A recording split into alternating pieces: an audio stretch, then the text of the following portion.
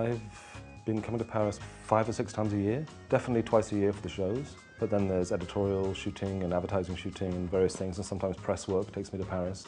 I think Paris is one of the great cities. It has diversity, has excitement, super French, like concentration of French. It's got that great personality. You have a certain way of knowing that you buy your bread in the morning and it's just for that day. You have this certain cheese shop, you have a certain wine shop, you have a grocery, you go to the market. And there's this kind of the random shopping thing, sometimes going back to old places and sometimes, you know, just wandering and see what I see.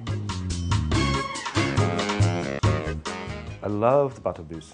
Bateau bus for me is the antidote to the crowd in Paris.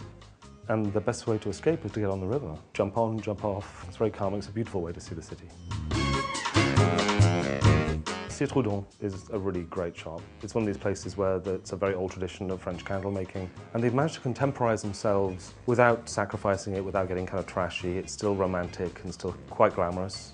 Odeur de Lune, for example, is a strange kind of imaginary fragrance. I like the idea that someone just made up this idea of what space or the moon smells like, which is sort of great. And it's a very chic shop. It's like going to a library.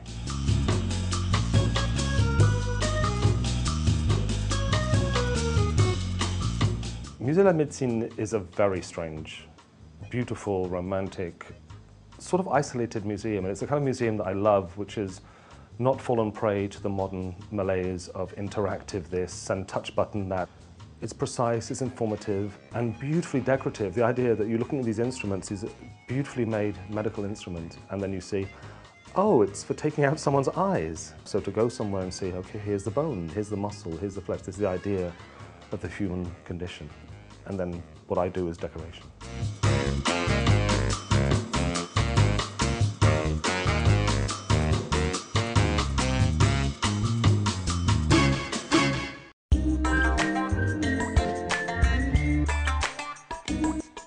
Cuisinophilie in the Marais is a tiny shop. Annie Siquier is the owner, curator.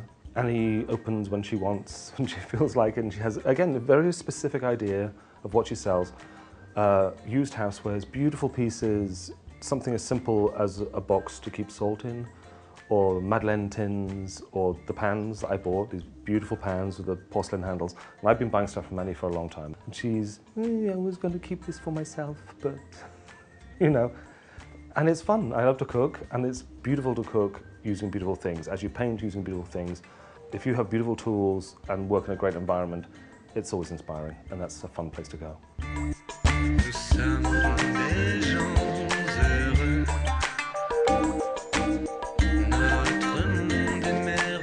Bouquiniste is one of those kind of great Parisian cliches because everyone buys the Jim Morrison poster or the Jimi Hendrix poster. But then you do find fantastic, like copies of magazines you never knew existed, or an old picture of a movie star, or something, an outtake from a press photograph, or the Cannes Festival from 1955. And those things makes you think a certain way, or look at a style, look at a feeling. And there's something material as well about the nature of a magazine, and it feels a certain way, and the color and the design. It's something really fun to do.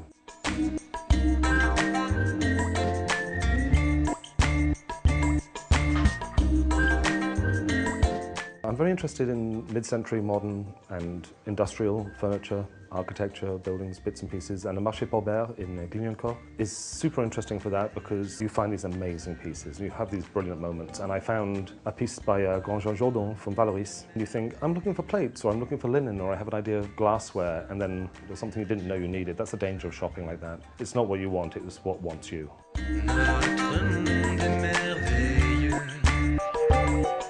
I'm not actually even sure how I found Le Coup de Foudre, but it was one of those places I sort of fell into one night a long time ago with friends when it was mostly the big carte des vins. The list of the wine was really huge and the menu was quite small, and even to this day the menu was quite short. Carte des vins is enormous. You're really kind of cheek by jowl, you're crushed in together with a lot of people. It's very busy, kind of chaotic, but very exciting, and the food is honest, it feels very comfortable, the attention is sweet. I guess it's that conviviality, that kind of Parisian atmosphere that you do get along and you find yourself in conversation with people you didn't expect to because you're basically at the same table, and that's part of, you know, dining out and enjoying yourself in France.